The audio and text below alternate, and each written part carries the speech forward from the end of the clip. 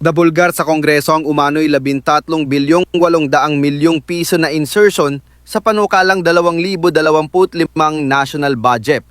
Ayon kay Navotas Representative Toby Tiangco, mismong si Ako Bicol Representative. Zaldico raw ang nasa likod ng controversial na pondo. Congressman Toby, I am very grateful that despite your very busy schedule, you made time to appear before us. Let me first ask you that in one of your hearings at the House of Representatives, where particularly the insertions have been discussed, I remember Representative Egay Erice and yourself were asking that Representative Elizalde Co be invited in order for him to shed light on the issues being taken up in that hearing. Am I correct, sir? Yes, Your Honor. And this came up after former Secretary Manny Bonoan told the committee that he does not know he does not know the persons responsible in putting the insertions during the BICAM conference. Is that correct? Your Honor, can I clarify that statement? Yes, please. Ganito po yung nangyari dyan. No? So nagsimula, ang una nag-interpellate ay si Congressman Erice. So sabi ni Congressman Erice, nung sa dulo na, sabi niya kay Secretary Bonoan, alam niyo ba kung ano yung amount na nadadagdag sa departamento pagdating sa BICAM? Ang sagot ni Secretary Bonoan at the time was that hindi namin alam dahil hindi naman kami part ng BICAM. Makikita na lang namin yan pagdating ng General Appropriations Act. So yun po yung pinagsimula nun. So ang sabi ni Congressman Erice nun, since hindi po alam ni Secretary Bonoan, ang taong dapat tanungin ay si Congressman Zaldico. Kaya po siya nagmosyon na kung pwede, imbitahan ng committee si Congressman Zaldico at yan po ay tinutulan yung mosyon niya ni Congressman Benny Abante. Bakit po tinutulan ni Congressman Abante? Parang ang sinasabi po nila noon is that hindi pa pwedeng maging resource person ang isang congressman. Kaya tinuloy ko po, kaya po ako nagsalita, humingi ako ng pasya kay Congressman Erice because he had the floor, if I could make a manifestation. Sabi ko, kung ganyan po na hindi pa pwedeng resource person ang isang congressman, hindi na dapat ituloy itong investigasyon na to sa House. Kasi sabi ng chairman nung una, walang sasantuhin. Kahit congressman, kahit senador, kahit sino. Eh kung hindi po pa pwedeng mag-testify under oath, o hindi pa pwedeng resource person ang isang congressman, ibig sabihin, exempted yung congressman sa investigasyon. Yun po yung nangyari doon. Bakit po napaka-importante, bakit po napakahalaga na kailangang malaman po natin kung sino-sino yung mga taong responsable doon sa pagbibigay ng insertions po doon sa BICAM o kahit na sa iba pang mga sessions po? Kasi kami po, ako po, hindi ako member ng BICAM, no? So natuklasan na lang namin ito noong, ako nalaman ko lang yan, I think March 24. March 24 ko na lang nalaman na ganun kalaki. Kala natin nung una, PhilHealth lang binawasan, DepEd lang. Later on, natuklasan ko po na yung mga flagship projects ng administrasyon, ni Pangulong BBM, ibig sabihin po ng flagship projects, yan po yung mga foreign assisted projects, ay tinanggalan po nila ng pondo para maisingit yung mga pondo na gusto nila isingit doon sa BICAM. So kaya po, ako rin, napakahalaga po rin sa akin, na maimbitahan si Congressman Zaldico. At doon po sa House of Representatives, meron pong small committee doon pagkatapos ng second reading. So ang pag-insert is not only doon sa BICAM, meron pang insertion doon sa small committee. So since walang makakasagot niyan kung hindi si Congressman Zaldico, yun po, request po natin na siya imbitahan. Alam po ba ninyo kung sino-sino yung miyembro ng small committee na binabanggit ninyo? Sa House of Representatives po. Opo. Yes po. Ang chairman po noon is si Congressman Zaldico, tapos senior vice chairman ng Committee on Appropriations, majority leader of the 19th Congress, and minority leader of the 19th Congress, Your Honor. Sino po yung vice chair ng appropriations? Senior vice chair si Congresswoman Stella Luz Quimbo po. Sino po yung majority leader? Congressman Manix Delipe po, Your Honor. Minority leader? Congressman Nonoy Libanan po, Your Honor. Sa mga tweet, silang apat po ang nagko-compose ng small committee. Yes, Your Honor. Ang nangyayari po, kasi alam ko rin naman po, dahil nagtagal din naman ako sa mababang kapulungan, kumisan po ay 2 hanggang 3 buwan po nating pinagdidebatihan yung budget. Mag-aaway-away pa nga po, kung minsan nga inaabot tayo ng madaling araw. At katapos-tapusan ang sinasabi ninyo ay 4 na tao lang pala ang gagawa ng mga bagay na inyong gusto sanang malaman kung anong nangyari. Tama po kayo, Your Honor. Di ba po, sabi ko nga, magtatalo-talo, magbibigay ng inputs yung mga kasamahan natin. Tapos sa dulo pala, yung 4 na tao lang ang magdidesisyon. At yung problema po doon sa 4 na tao na yon, at least yung BICAM po, may BICAM report po yun eh. Makikita sa BICAM report kung ano po yung original net budget ng isang departamento, Your Honor. Tapos makikita po kung ano yung dinagdag or binawas, Your Honor, at makikita yung natirang pondo. Ang problema po doon sa small committee, wala pong ano yun. Di ba po, nung unang araw namin ng budget briefing, nandun po si Sec Mina, nandun po si Yusek Cathy, hiningi ko na po yung report ng small committee. Kasi po, di ba, sa rules po natin sa House of Representatives, Section 39, kung di ako nagkakamali, pero baka mali ako, nakasulat po doon na after 7 days after maipasa ang isang batas, or 15 days pagkatapos mag-end ng session, dapat po i-file sa archives lahat ng reports tungkol sa isang House bill. So una po ako nagpahanap sa aking staff, Your Honor, ng records doon sa archives, wala pong mahanap. Kaya nung first day ng budget briefing, hiningi ko po. Wala din sila, hanggang ngayon, wala po silang binibigay. So ibig sabihin, sabi ko, kung walang record yan, ang siguradong nakakaalam po niyan, Your Honor, is si Congressman Saldico. Bago po tayo magpatuloy, let me acknowledge the presence of Senator Sherwin Gatchalian.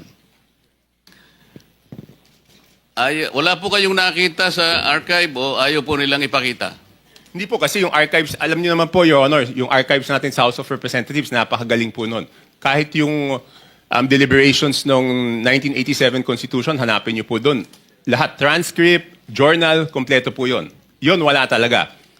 At noong tinanong ko po, noon yung COMSEC, hindi po sila makasagot kung nasaan. Ang sabi ko nga, pa-email na lang sa akin, ang tagal na po noon, hindi in-email, so wala po talaga yon. At imposible naman na walang nakakaalam noon. Alam po ninyo, meron po nga tayong tuntunin sa House of Representatives kahit na po yung kopya ng enrolled bill. May 3 kopya po dapat na nandun po dapat sa opisina ng Secretary General. Sinubukan ko rin po sanang manghiram nun kung meron pero hindi rin po nila naipakikita. Pero ganito po, so ayaw po nila talagang payagan na maimbita si Representative Saldico. Meron bang pagkakataon na kahit paano nakita nyo rin po kung sino talaga ang may kagagawan ng mga insertions doon sa BICAM? Hindi po, ang ginawa ko po, Your Honor, is nag-research na po ako kung sino po yung gumawa ng insertions. Paano po kayo nag-research? Ganito po, okay, mahaba po yung history niyan, Your Honor. To be very blunt about it, di ba po, nung nabawasan ng flagship projects, yung Pangulo, nung nakita niya po doon sa GAA na nawala yung kanyang malalaking proyekto, yung flagship projects ng gobyerno, naghanap na po siya kung saan napunta yon. So, wala po ako nung unang meeting, pero I think nagkaroon ng meeting, ang dinig ko noong January, tinanong po yung Senate President, si Senate President Escudero at tinanong po si Speaker Martin Romualdez, hiningi yung listahan noong mga insertions doon sa budget. Ang pagkaalam ko, ulitin ko, wala po ako nung unang meeting, si Senate President Escudero, binigay po yung listahan ng Senate amendments, no? Doon 3 days after the meeting. Nung tinawag po ako sa pagpupulong noong March 24, nalaman ko po na wala pang binibigay yung House of Representatives at that time, in March 24. Kaya po ako nasama sa meeting na yon is para hingin na sa House of Representatives yung listahan noong mga insertions ng House of Representatives naman. So kaya lang po ako napasok dun sa usapan na yon noong March 24. March 24, 2025 was the first meeting.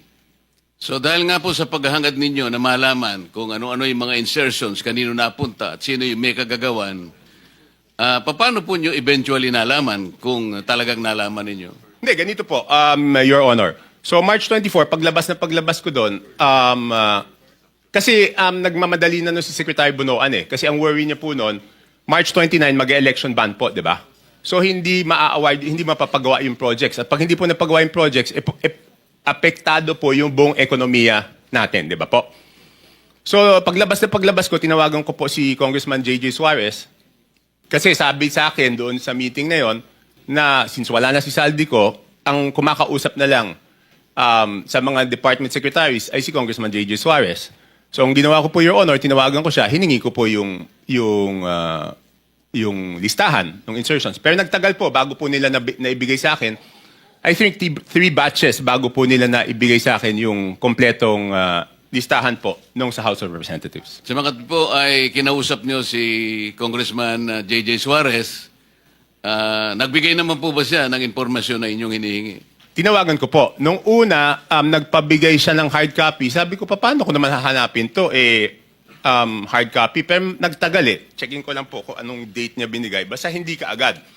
Tapos, ang nangyari po noon, binigay rin in 3 tranches. Una, nagbigay ng isang batch.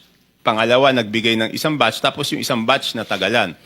So sabi ko, hindi ko po mache-check kung at hindi ko masasubmit sa executive branch kung hindi kompleto. So later on, napilitan namin silang ibigay yung kompletong listahan, Your Honor.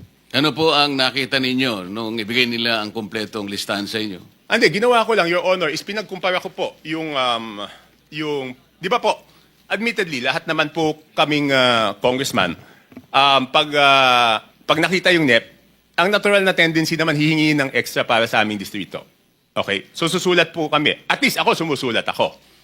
So syempre, nung binigay sa akin yung listahan, ang unang naisip ko noon, ang una ko pong naisip is, kung ikaw, congressman, hihingi ka para doon sa distrito mo.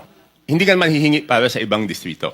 So minatch-match ko po yung data. Ang haba doon, hindi ko alam kung gaano karami. Ang una kong ginawa, kasi wala naman nakasulat na congressman doon. Ang nakasulat yung district. So para malaman ko yung congressman, hiningi ko po kay Yusek Cathy. Pinadala ko sa kanya yung file, and she can confirm this, she is here. Sabi ko, Yusek, pakiisa-isa mo nga, lagyan mo kung sino yung congressman kasi gusto ko i-compare yung proponent tsaka yung congressional district. Kung congressional district, hindi ko naman kabisado kung sino yung congressman doon eh. So ang sabi ko sa kanya, pakilagay mo yung pangalan ng congressman.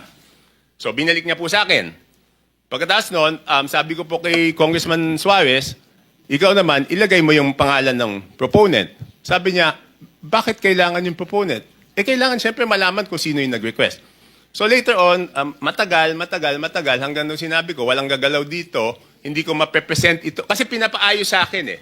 Siyempre gusto ko, pag pinisenta ko po, dahil ako magpipresenta nun, kailangan kompleto yung data. So sabi ko, hindi ko masisimulan yung presentation kung hindi nyo ibibigay kung sino yung proponent. So later on, naibigay din. Wala lang yung telepono ko sa akin, Your Honor. Hindi ko ma-check na andun. Sa mga tweet, naibigay naman sa iyo ni Yusek Cathy Cabral kung ano-anong mga distrito yon. Yes po, Your Honor. At naibigay naman sa iyo ni Congressman J.J. Suarez kung sino yung proponents doon sa mga distrito. Yes, pero nagtagal po. Nagtagal. Kaya ngayon po, pwede ba niyong sabihin sa amin kung ano ang napansin ninyo? Kung ang pag-uusapan ay yung mga distrito at yung mga proponents na nagbigay o naglagay doon sa mga distrito na yon. Ano yung unusual na napansin ninyo kung meron man? Your Honor, ang una ko pong ginawa, siyempre ako po'y magpepresenta.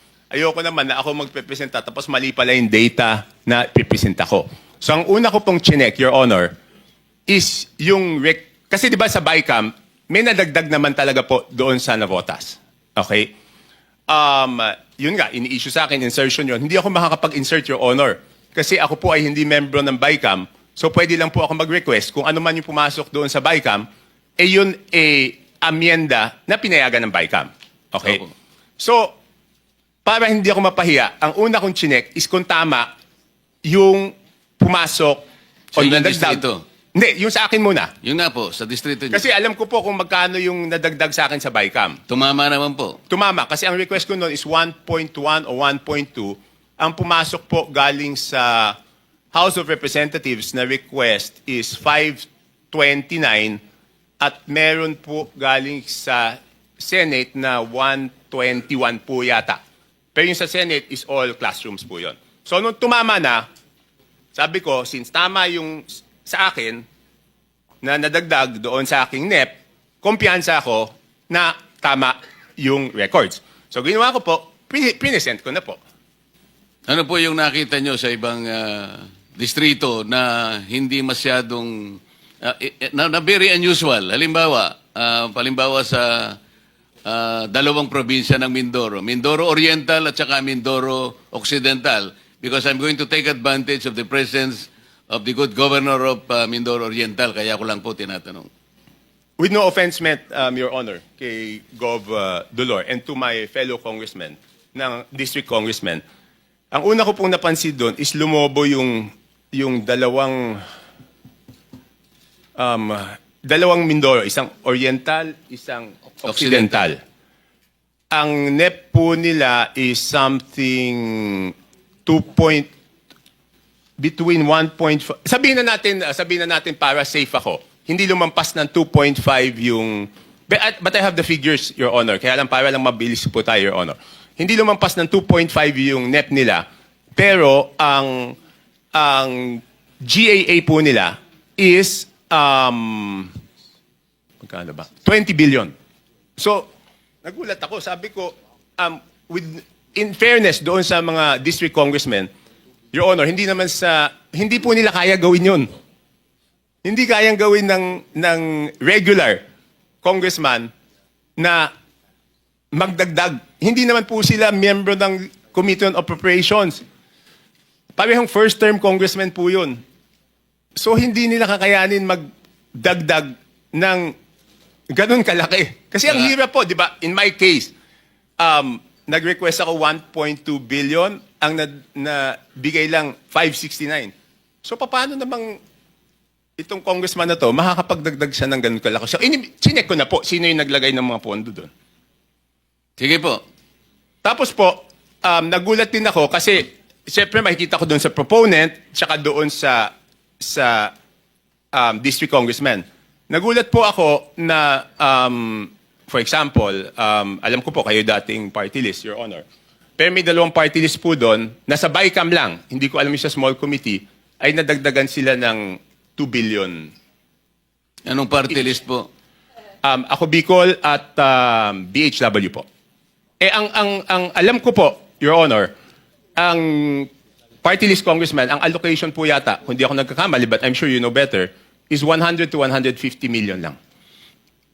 Tama po yun. Kapag kayo po ay party list representative, tuwang-tuwa na po kayo pagka nakakuha kayo ng 170 million.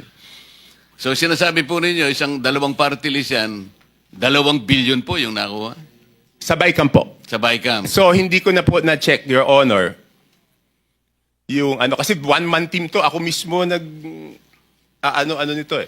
So, Balikan po natin yung sinabi nyo without any offense meant dun sa representative po dyan sa Mindoro Oriental at saka Mindoro Occidental. Kayo na po ang nagsabi na parang wala naman sila sa kalagayan na manghingi ng ganong kalaki sapagkat hindi naman sila kasing sikat ng isang Toby Tiangco. Hindi po. Kung kayo nga po nanghingi ng ganito, kalahati lang ang naibigay.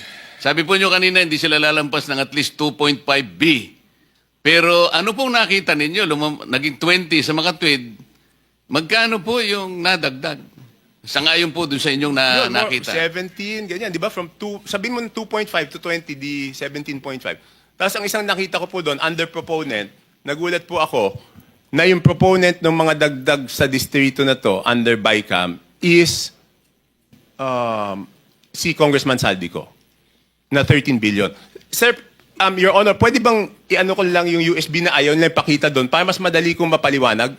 Yun nga po yung gusto naming kung papayag Kasi kayo, mahirap puro kwento eh.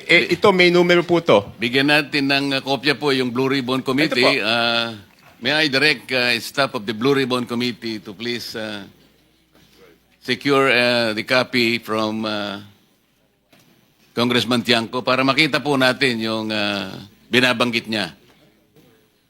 Ipakita po natin sa sa screen.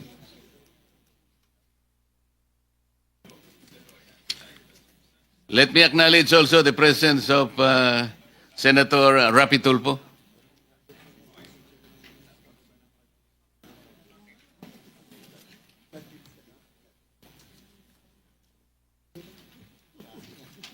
Mr. Chair, may I interject, Mr. Chair?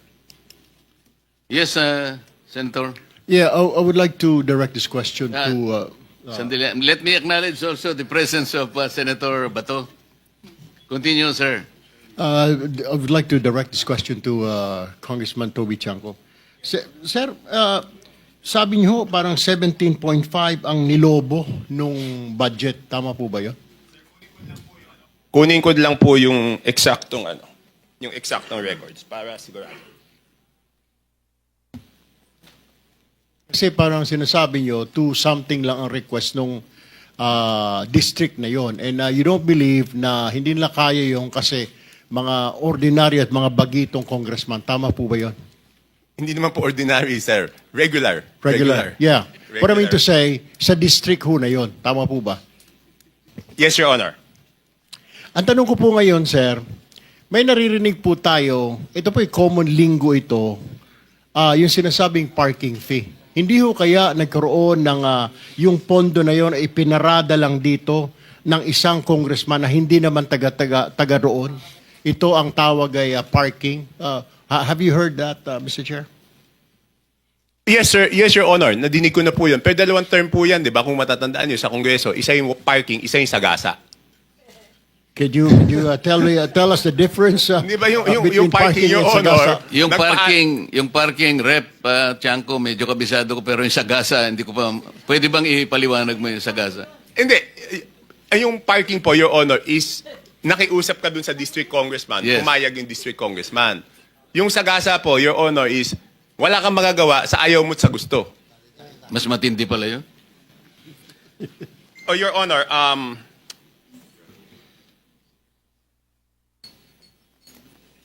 so dalawang term po yan, Your Honor. Isang parking, isang... Kasi madidinig mo sa congressman nasagasaan kami. Paano naman kayo nasagasaan? Binatuhan kami ng pondo na hindi naman namin alam. Ang ibig sabihin, Mr. Chair, yun nangyari sa Mindoro ay sagasa po yun? Your Honor, I have no personal knowledge. Your Honor, ito po. Mindoro Oriental, DEO, 2530 billion ang NEP. Nandito naman po si Yusek Kati, pwede niya i-confirm to kung pareho yung records namin. Tapos, ang total budget is 20 billion 999 million. Tapos, yung Mindoro Oriental DEO, 1 billion 508 million 583,000. Ang GAA po niya is 20 billion 795 million 429. So, nagulat ako nung nakita ko yon, Your Honor. Thank you, Mr. In Chair. both provinces, si Representative Saldico ang nakalagay po na proponent. Hindi, doon po sa ano. Kasi ganito po to.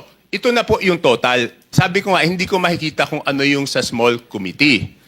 Ang nakita ko, nung tinitignan ko po yung kay Saldico, next slide please. Yan, maliit lang eh. Yan po, for example, ito muna, ABRA.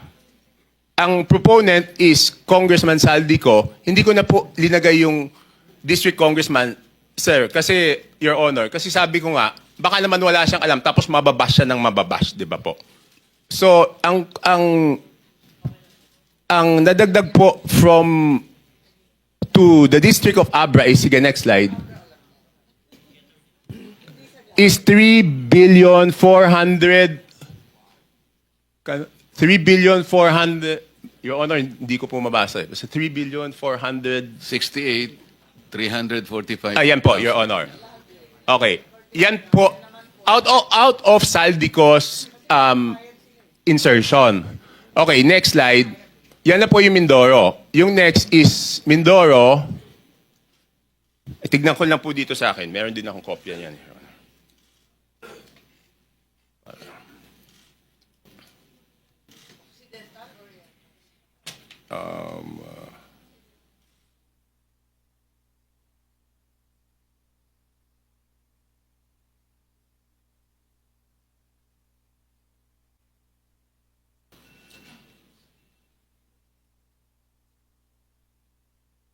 Next is Occidental Mindoro, 3.2 billion po yan ang nadagdag. Okay, next is Oriental Mindoro, 3,105,759,000. Next is total po ng Romblon is 620 million. Tapos next po, Bukidnon is 580,222,000. I would like to clarify, Your Honor, I will make it clear, hindi po ito district ni Congressman Joe Zubiri. Hindi po. Just to clarify, hindi niya distrito yan. Tapos yan, sunod-sunod na po. Itong Camarines Norte, 550 million. Itong, ano ba yung sumunod? Batangas, 429. Meron pa pala ulit na Mindoro. Hindi ko alam bakit nahiwalay ito. Baka ibang district ito. 400 million. And then Sarangani, 300. So next slide. Pag tinotal niyo po, yan, magbabalanse po yan. 13,803,693 with Congressman Saldico as proponent. And pag tinotal mo yung district, yung subtotal, 13,803,693,000, Your Honor. For the record, ang binabanggit po nating Representative Elizaldico, siya po yung chairman ng House Appropriations Committee. Sa makatwid po, Rep. Toby, kung titingnan po natin at pagbabasihan, ito pong nakalap po ninyong impormasyon, lumalabas po na si Rep. Saldico ay siyang proponent ng halos 13.8 billion.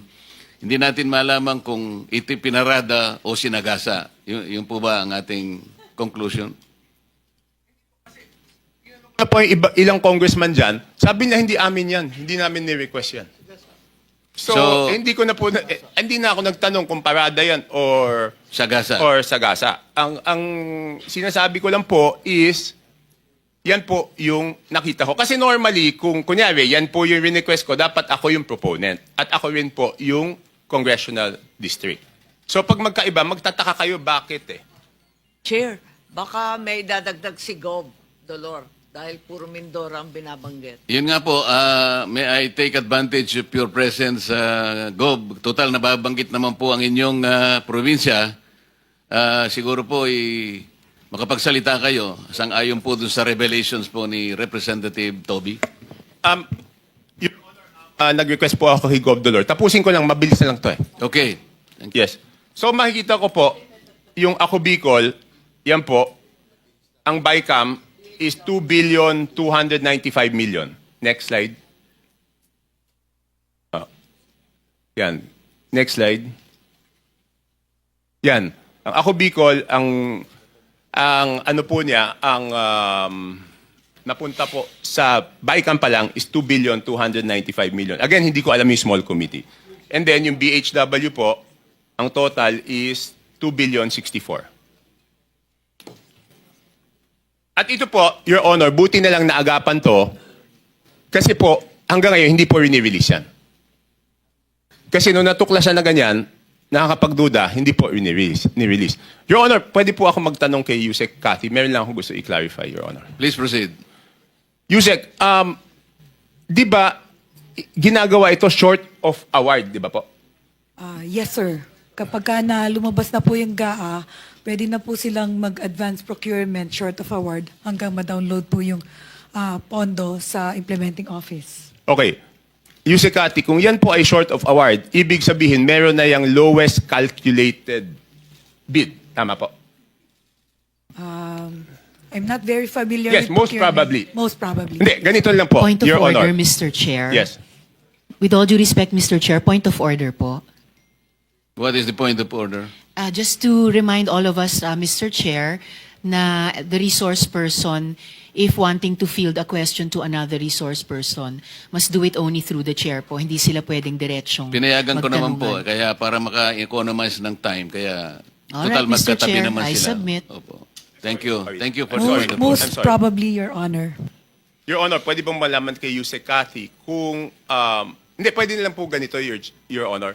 Pwede pong hingi na lang kay Yusek Cathy i-check kung meron na po itong lowest calculated bid short of award.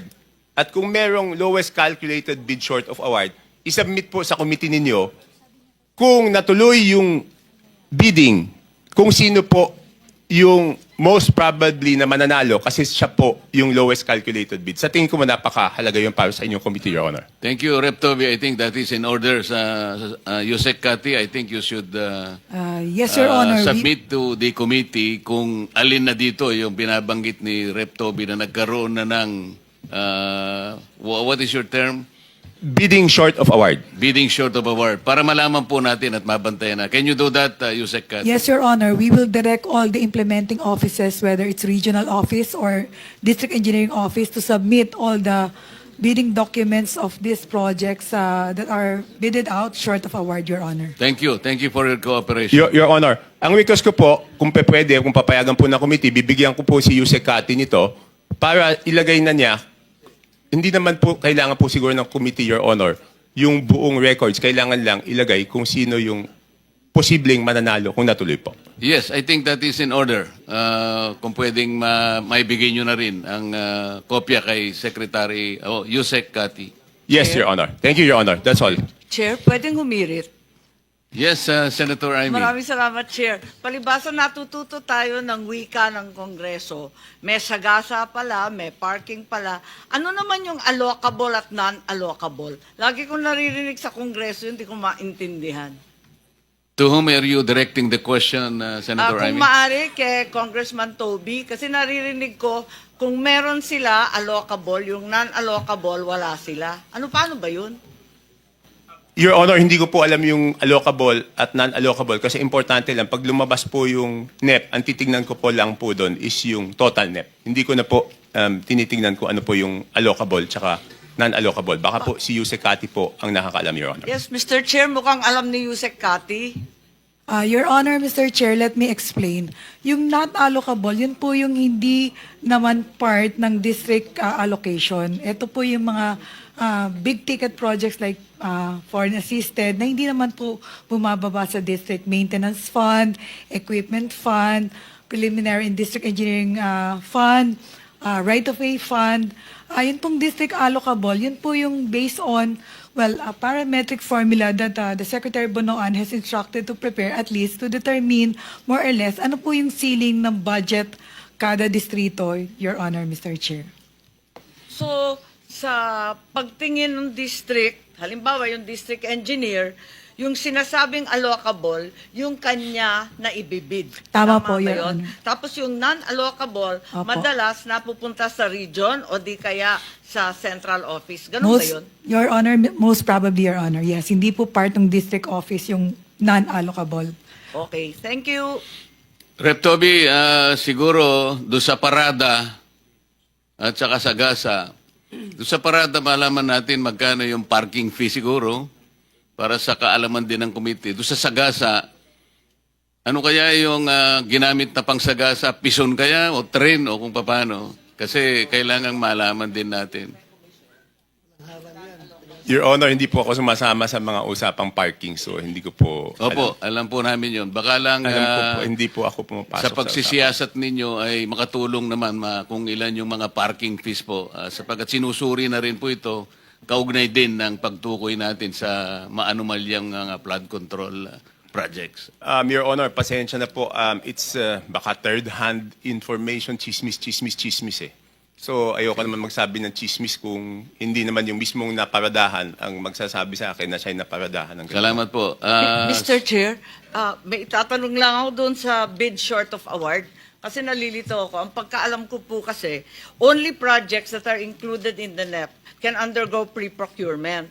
Bakit dito sinasabi na pati yung initiatives, insertions in the small committee and the BICAM also undergo pre-procurement bidding short of award? Di ba bawal yun?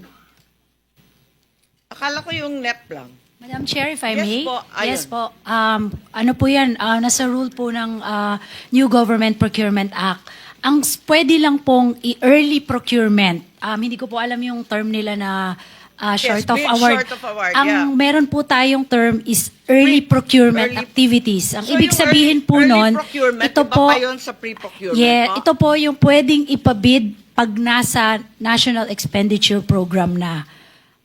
Pero pag nasa BICAM po at saka sa hindi na po kasi nagbago na po yung mga numero eh. Kaya nga, so Magkaiba po 'yon. So, yun na nga, yun ang tinatanong ko. Yes, We're ma'am. talking about the same thing. Opo. So, yun ang Mali lang tinatanong po ko. siguro yung pagkakagamit ng term ni Yusek Cathy. Yung kanina, yung kay Yusek, hindi maaring i-pre-procurement o i-early procurement o i-bid short of award kapag hindi kasama sa NEP. Hindi ba ganun yun? Yes po. Dapat, Section yung mga 21 po. Yung mga insertions, congressional initiatives, lahat yan, walang pre-procurement. Wala po. So, walang aregluhan sa kontratista. Wala po. Ang walang early down payment o mobilization fund. Yes, ma'am. Magkaliwanagan Opo. lang Yun po, tayo. early procurement po, Section 21 of the New Government Procurement Act. Yes, Yes, ma'am. that went through the Senate. Thank you. Opo. Point No, of I order, think that Mr. is Chair. very clear. Mr. Chair. Nasa bagong na yan, new government procurement, RA 12009. Mr. Chair, point of order, Mr. Chair. I Yes. just want to know what is the process of the other colleagues having their time questioning. Kasi kung hindi, wala eh. Kahit na sino sumingit, sorry, it's okay. Kahit na sino Sige. sumingit-singit, ito kanina pa, more than half an hour na siya, hindi pa siya nakapagsalita. Siguro naman bigyan natin ng allocation each senators ng time limit o 10 minutes, 10 minutes. Kasi kung hindi, kanya-kanya tayo, sabog-sabog tayo. Yun lang po yung aking pananaw, Mr. Chair. Okay, thank you very much for the point of order. Any more member of the committee who wish to ask questions to Representative Toby? Di ba dapat first come, first serve, Mr. Chair? Marami ata. Yun nga po, kung merong gusto magtanong, kailangan mag-express na po para Mr. Chair, right here. Senator Erwin. Yes, I have a couple of questions for Congressman Toby. Kung sa ating budget process, Mr. Chair, una ang committee amendments, and then individual amendments, and then kasunod po, supposedly after the second reading approval, no more changes. Tama po ba? Yes, Your Honor. Can you state before this committee, Mr. Chair, what really happens in reality? Yung totoo. Mukhang hindi naman po nasusunod ito. What's going on?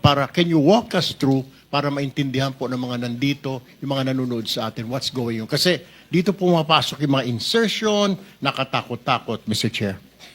Okay, Your Honor, una po tatanggapin po ng House of Representatives yung National Expenditure Program. Yun po ang proposal ng budget po ng Executive Branch.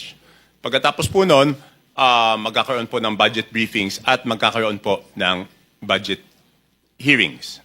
Okay. Doon sa mga budget briefings at budget hearings na yon, Your Honor, ang mga cabinet secretary po ang natatanong ng mga congressman. Pagkatapos po niyan, mapupunta po yan sa plenaryo. At magkakaroon ng sponsorship at magsusponsor yung iba't ibang mga authors, no? Ng iba-ibang mga sponsor ng iba't ibang department. Doon po, hindi na po pwede magsalita ang cabinet secretary, congressman na po. Pagkatapos po, magdedebate. Yan po yung sinasabi ni congressman ng ating chairman na magdedebate po. Halos 2 buwan po yan. Inaabot ng gabi, magdedebate po. Pagkatapos po niyan, pag natapos yung debate, isasara po ang period of interpellation and debate. Pagkatapos po, bubuksan po yung period of committee amendments. Doon po magsasabi po yung komite ng mga amyenda. For example po, yung departamento, yung let's say yung executive branch, may nakita silang dapat na institutional amendments. Doon po yun sinasabi sa period of committee amendments. Pagkatapos pong maisara yung period of committee amendments, bubuksan na po ang period of individual amendments. Pagkatapos pong isara yung period of individual amendments, ay magboboto na po on second reading. At tapos third reading. Yan po ay sa normal, sa lahat po ng batas. Ngayon, pagdating po sa budget, iba po yung proseso doon sa House of Representatives because ang laging sinasabi doon, kulang yung oras, di ba po? So, pagkatapos po ng committee amendments, bubuksan po yung period of individual amendments.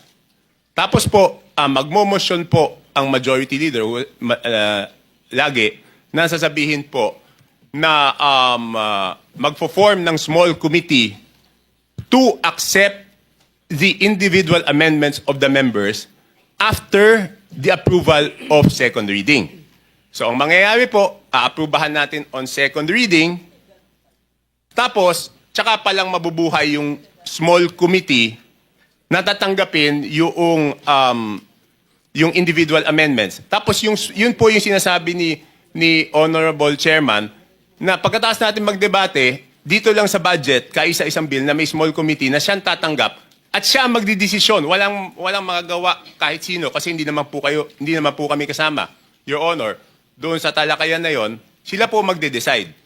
Tapos pagbalik po namin at makikita po namin yung printed copy, wala na kami magagawa. Kasi sa third reading po, ang botohan lang doon, ang papalitan lang, wrong spelling, comma, period. So magugulat kayo minsan, nadagdagan to, nabawasan to, hindi naman napag-usapan sa plenaryo. At yun po yung desisyon ng small committee. Kaya po hiningi ko po yung committee report ng small committee na wala naman pong maibigay. So, ibig sabihin, Mr. Chair, walang magagawa. I mean, pag katulad ng isang district congressman, nakita niya lumobo yung kanyang budget sa kanyang distrito, wala ho siya magagawa. Hindi ho siya pwede magreklamo na hindi naman sa akin ito. Sobra yata, may nag-parking dito, may sumagasa rito. He can't do that, Mr. Chair. Wala na po. Wala na po siyang magagawa kasi yun na po. Ang next chance po nun sa BICAM. Di ba po? Pero aminin natin, no, kung wala namang kalokohan yung project, Mr. Chair, sino namang congressman ang hindi magpapasalamat na dadagdagan yung distrito mo ng proyekto? Hindi, ibig sabihin, for example, let's assume hindi po nagkaroon ng wala pong natuklasang kalokohan dito wag na natin sabihin kalokohan. Wag po natin hindi po nagka-problema yung dalawang distrito ng Mindoro. I'm sure tuwan-tuwa yung congressman kasi masasabi niya sa constituents, ang dami kong napagawa kahit hindi naman siya yung nagpagawa nun. Kaya lang ngayon siguro nagkakaroon ng tanggihan kasi hindi naman siya yun tapos siya masisisi. But in the normal course of things, sino naman ang tatanggi na madagdagan yung distrito mo, lahat naman kaming congressman, ang gusto namin, mas maraming proyekto sa aming lugar. Di po? Natural course of things yan. But before I proceed, Your Honor, kasi po, pagkatapos ko magsalita, ako na yung binabatikos ngayon. So let me put on record na this is not the first time I questioned the budget process. Pwede po nilang tignan yung archives. In the year 2011, for the 2012 HGAB, independent rin po ako doon. Question ko na yung budget process. In the year 2013, for the 2014 HGAB, question ko na rin yung budget process. In the year 2014, for the 2015 HGAB, kung matatandaan niyo po, ako po yung humingi ng kopya ng DAP, Development Assistance Program. Kaya nag-away po kami sa plenaryo. So yung mga nagsasabi ngayon lang po ako nag-question, hindi po ako ngayon nag-question ng budget. Kaya lang, nagsawa na po ako kasi wala nangyayari na outvote ako. Nagkaroon lang ako ng pag-asa noong pagkatapos ng SONA kasi si mismong presidente na ang may gusto ng budget reform, Your Honor. Rep. Toby, pagkatapos ng small committee, ito na yung basis ng HGAB na hindi na makikita ng ordinaryong congressman. Yun ang sinasabi mo. HGAB na po ang makikita nyo. HGAB na po ang makikita nyong kopya. Na hindi nagkaroon ng pagkakataon yung regular congressman na makialam doon sapagkat yun po ay tinrabaho na ng small committee. Yes, Your Honor. Thank you. Continue. So, Are we supposed to ask? meron tayong sinusunod. Are we supposed to ask Congressman Toby before Okay, yung regular okay. natin? Ano ba ho yung process? In connection with the Yes, question in of... connection Okay. with the disclosure of... Proceed. Okay, thank you, Mr. Chairman. Congressman Toby, typically ang budget, diba, sinacertify yan as urgent. So, ina-approve on second reading and third reading in one sitting. Yes, Your Honor. That was the basis of my objections earlier on, noong 2011, 2012, 2014. Hindi mo na ibig sabihin, pag sinertify urgent, ang nangyayari po noon, Your Honor, Wala nang 3-day rule. wala na 3-day rule. Tsaka hindi mo na makikita. Di ba? Inaprubahan mo muna Your Honor, yung third reading, tapos tsaka mo makikita yung kopya ng Ang punto HGAB. ko, ganun ang practice, di ba? Every budget season, dahil certified as urgent, in one sitting, in one day, ina-approve yung budget on second and third reading in one day. Yes, I don't know if all congresses that I attended, kasi nawalan na nga ako ng pag-asa noong after 2015. Kasi kahit questioning ko bakit one day, wala naman. I think in one budget season, pinadala naman yung kopya, hindi ko lang alam kung ano year, pero on the same day, since certified urgent, ay aaprubahan. Kaya nga ang naging ko doon, explanation of vote, sabi ko nga doon, and it's in the records of the archives of Congress, Your Honor, sabi ko nga doon, paano naman babasahin yung ganyan kakapal o even hanapin yung in one day? Yeah, but naintindihan ko sa'yo, you're saying na even after the approval on second reading, tapos ng period of amendments, di ba? Approval na on second reading, pwede pa mag-amend. Yes, Your Honor. We approve on second reading, pero nagbigay kami po, before we approve on second reading, binigyan namin ng authority yung small committee na palitan kung ano man yung inapprove on second reading. Hindi, pero pag inapprove on second reading, yun na yun eh. Yun po yung point ko Diba? ever since, Your Honor. Ibig sabihin, pag sinabi ko yun na yun, from NEP all the way hanggang annexes, approved na yan. Lahat ng maliliit na project doon, approved na yan. Your Honor, that was the basis of my questioning ever since. Kaya nga natapos na yung period of amendments. Diba? The period of amendments, doon tayo mag-amend lahat ng mga line item. Pero after period of amendments, pag nag-vote na tayo second reading, tapos na yon. Correct? It's only for review, in 3-day rule, for review na lang yon. Yes, Your Honor, tama po kayo. Kaya lang nga, only for the budget, nagkakaroon ng ganon. Yun nga po yung sinasabi ko, Your Honor. Parang binigyan mo ng blankong cheque, yung 4 na tao, na sila yung bago nung inaprubahan ng plenaryo. So sabi ko nga po, Your Honor, paano naging mas powerful yung 4 na tao kaysa doon sa inaprubahan ng plenaryo, Your Honor? Pero para sa akin, yung pagtapos ng second reading, nag-amend pa, parang that's not the usual practice. Kasi pag nag-approve ka ng second reading, kasama na doon yung amendments. Tama po kayo, Your Honor. Kaya nga, sabi ko, sa lahat ng batas na ginagawa, no touch pag After tapos ng second reading. Yung BICAM, kasi po, binigyan ng authority yung small committee, yon. Kaya, pwede nilang galawin after BICAM. But, Your Honor, I got a commitment, Sec Mina was there on the first day, I got a commitment that they will not do it anymore at this time. I hope pag second reading, pati na yung mga attachments, tapos na. I hope. Kaya nga sabi ko... Dapat ganun. Pati mga attachments, tapos na. In other words, bago matransmit sa Senado, kasama na lahat ng mga attachments, pati mga projects. Yes, Your Honor. Kasi sabi ko nga, for the record, ulitin ko, hindi ito yung unang pagkakataon na question ko yung budget process. At nawala na talaga ako ng pag-asa na walang mangyayari. Kaya lang, nung nadinig ko yung SONA, since this is the first time na yung Presidente po, Your Honor, ang nagsabi dapat baguhin yung budget process, may pag-asang baguhin yung sistema na yun. Kasi, Your Honor, independent po ako ako laging labas eh. So, i-outvote lang ako, Your Honor. Thank you, Mr. Chairman.